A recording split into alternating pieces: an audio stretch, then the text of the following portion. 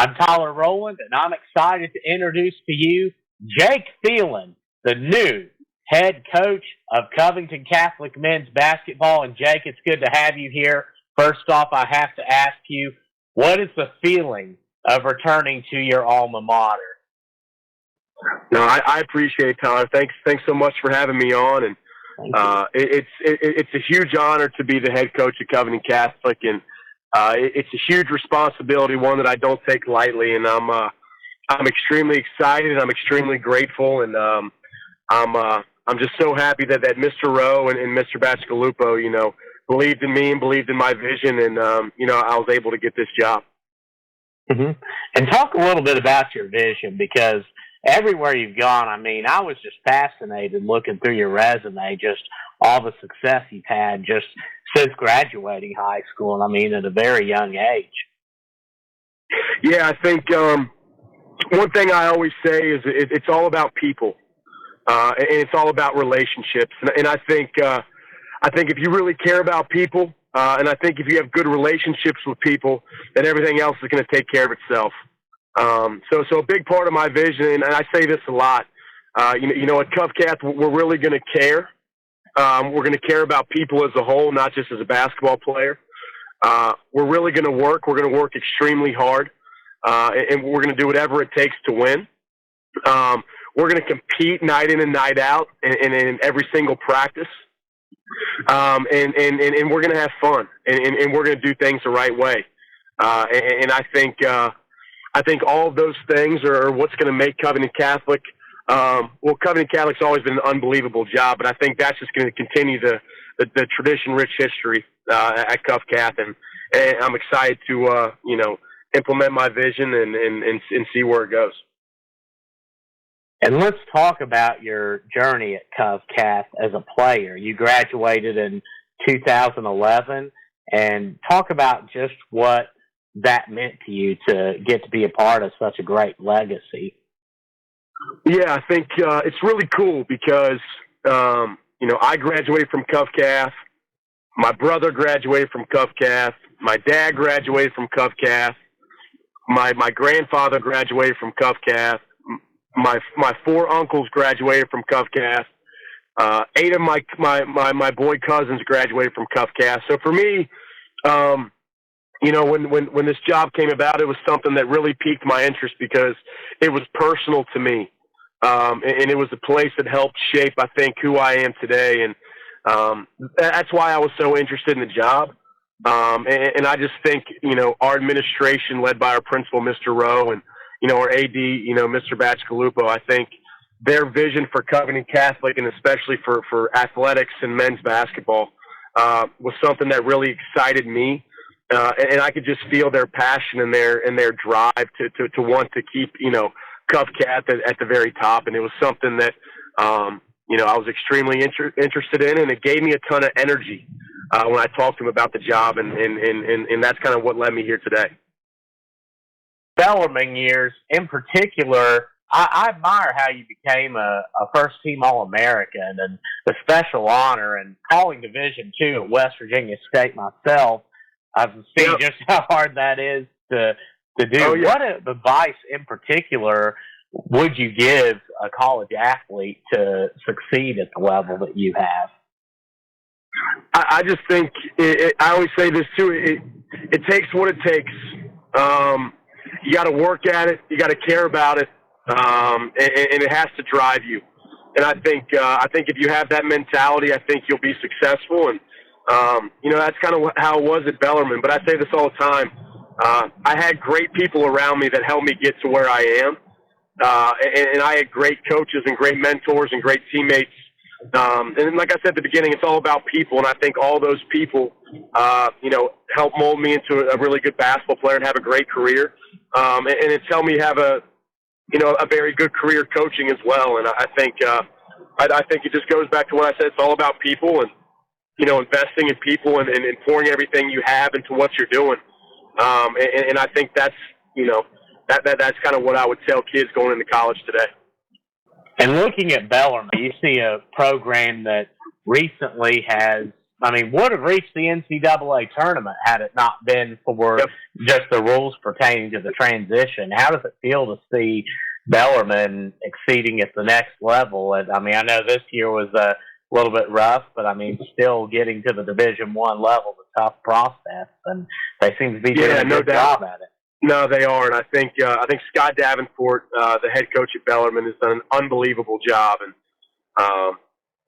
I learned this from him. He's like, well, you know, whatever you decide to do, you know, give it 110%, and that's kind of what I've done. And I've always, you know, thought about that since he's told that to me. And he's poured everything he's had into Bellarmine basketball. And Division II, Division I, it was actually kind of cool. My little brother was on the Division I team that won the conference tournament that couldn't go to the NCAA tournament. So that was kind of cool to watch too. But, you know, I think at Bellarmine that they do such an unbelievable job, and their culture's so strong. And, you know, they get kids that fit their system, and believe in what they believe in. So I think that's why Scott Davenport and the program at Bellarmine has been so successful. Mm-hmm.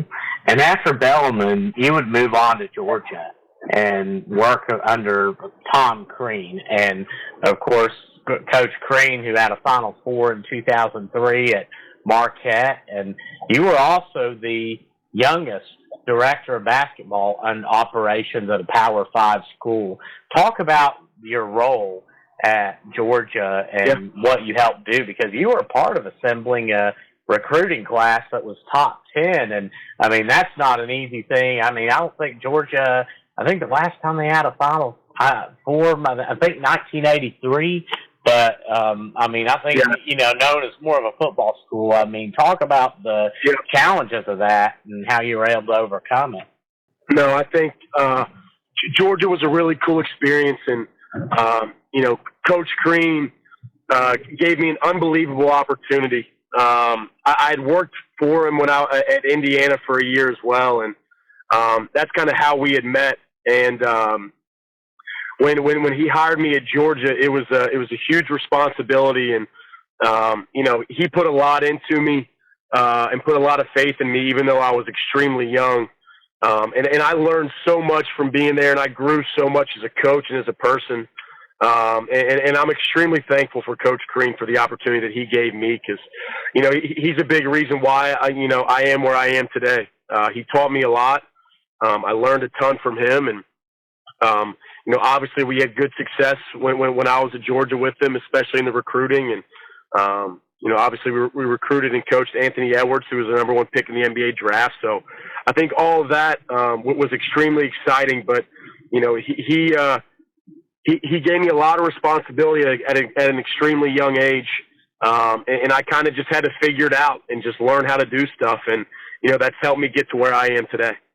And then you travel to Cincinnati, and those of you who are old enough to remember Wes Miller, a player on the UNC 05 championship team. And the cool part about him is the next year, I mean, they lost pretty much everybody, Jake, and he came in. I think he was a walk-on, if I remember right. And he came in, though. He started, and, I mean, the last game of the year, a very young team would get a win at Duke and surprise a lot of people. And talk about Wes. And, of course, you saw that glowing review that he gave you when you were announced as the new coach at Cov Cath, and just what your experience at Cincinnati was like.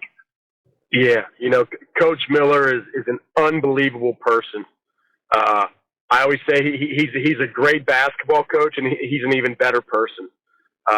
He cares about people, and he wants what's best for everybody. And you know, he's an unbelievable coach. He's got an unbelievable relationship with the players and his staff. And Coach Miller, you know, I was fortunate enough to work for him for 3 years at UC, and, you know, help build the program to where it is today, and, you know, kind of get it back on track. And I think for him, the sky's the limit there. I think we recruited really good players, and he's an unbelievable coach with a great staff and great players. And, you know, I'm extremely thankful for him. He hired me, and we had never met each other when he had hired me. So he took a chance on me, you know, when I was leaving Georgia. And, you know, it worked out really well. And I always said he was always my boss, but, you know, me and him are friends as well. we can have conversations that don't always involve basketball, and our friendship will continue because we're extremely close. And I couldn't be more thankful for Wes Miller. And before we get to your coming back to Cov Cath, talk about all the different positions, or I mean, I know there's a lot that makes up the operations of basketball, but if you were to advise somebody who maybe wanted to go onto the operational side and not necessarily coach, but help out in a different manner at a university when it came to basketball, what would your advice be? I think, people think I'm crazy when I say this, but, doing the operations at Georgia for Coach Crean for 3 years helped me become a head coach, because what happens is when you're doing operations, you're doing everything inside the program that doesn't involve basketball. And obviously I had basketball-specific responsibilities, but, I learned how to manage budgets. I learned how to manage people. I learned how to, be the liaison with compliance and our nutritionist and our strength coach, and send out the schedule for players. And so I think all of my time doing, all the operations tasks has helped me become a head coach at such a young age, because you learn so much about yourself and you learn so much about what it takes to actually run a program. And I think if people do want to get into operations, they got to know it's a lot of work, and you got to be extremely organized. And I think I truly do think my years in operations has really prepared me to be a head coach. I really do. And now coming back to Cov Cath after, of course, 13 years, and was it something that is being the head coach at Cov Cath, and I know every coach's journey is unique. Some will say, well, it was something I always wanted to do, or others might say, well, I just thought about it a little bit when it came open. What was the driving force that led you to want to come back and coach at Cov Cath? Yeah, I think I had never really thought about it until the job came open. And I think for me it's personal, because I spent 4 years of my life there going to school. Like I said, my entire dad's side of my family went to Cov Cath. So for me, it was personal. It was more than just, hey, a good job opened up, or a great job opened up. It was personal to me, and that place means something to me. And I think when you're involved with something that you care about, that's helped shape you and means something to you, I told the guys tonight, I'm giving 100% of everything I have to Cov Cath and Cov Cath basketball. And I think, I'm extremely bought in, because it's a place that helped mold me and make me into the man I am today. So, for me, it's extremely personal, and it's extremely exciting from that standpoint. And talk a little bit about the team. I mean, you have a couple key pieces coming back that are strong, but also graduate some seniors. How has summer practices been going with the adjustment process?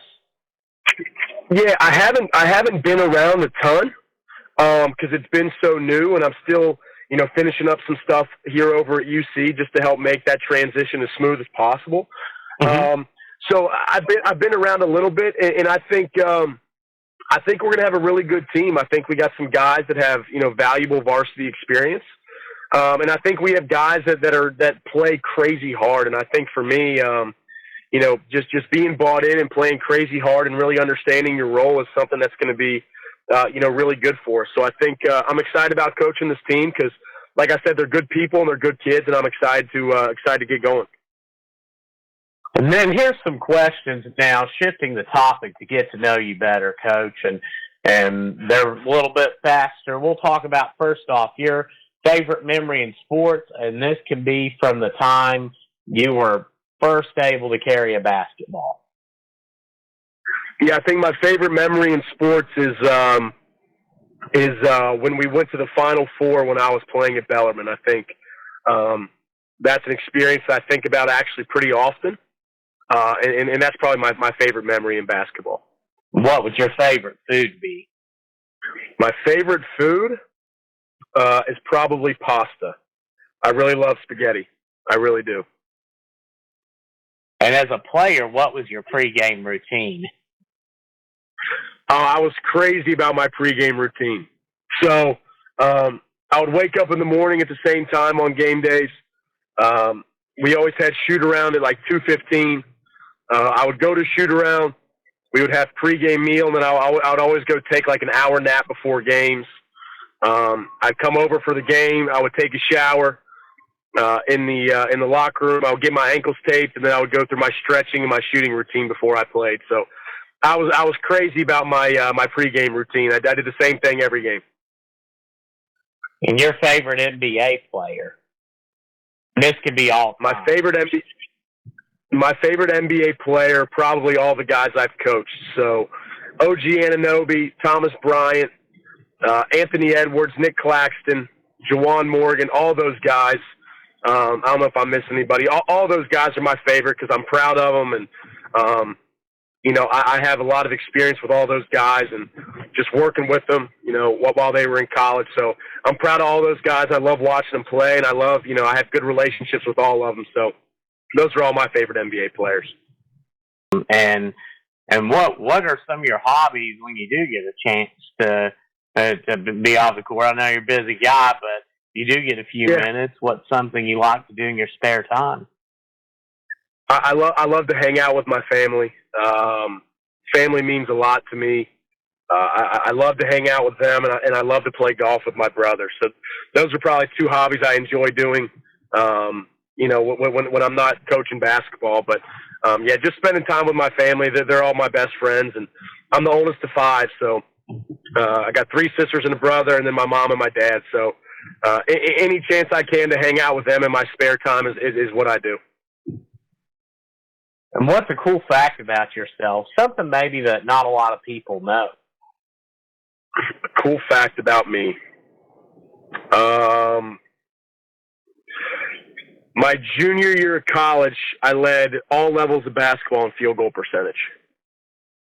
And shooting field goal percentage. Probably a fun fact about me that people probably don't know. Wow. That is impressive. And last question, Coach. And usually, and I'm always toggled on this when I interview a new coach because the last question usually with players is shout outs. But if there's anyone you want to give a shout out to, feel free. And also, is there a message you'd like to leave for the community with Covington Catholic?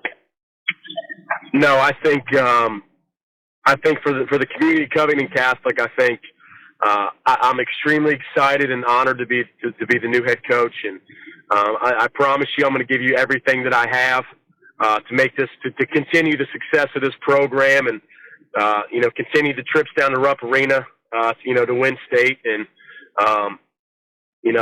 like I said, I'm going to give it everything I have. And I think I just give some shout outs to my family for being supportive of me and kind of being a sounding board for me as I go through this crazy coaching journey. And then obviously shout out to Wes Miller, who is a big reason, where I am today. And, he means a lot to me, and I know I mean a lot to him. So I think giving shout out to those guys and telling the Cov Cath community that, hey, I'm 100% bought in and I'm ready to get to work.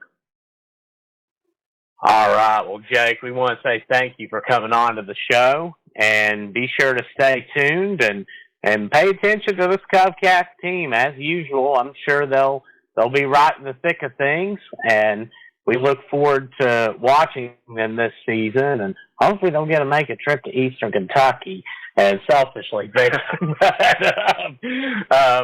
yeah, we want to say thank you all for listening, and God bless you, and we will see you soon. Good night, everybody.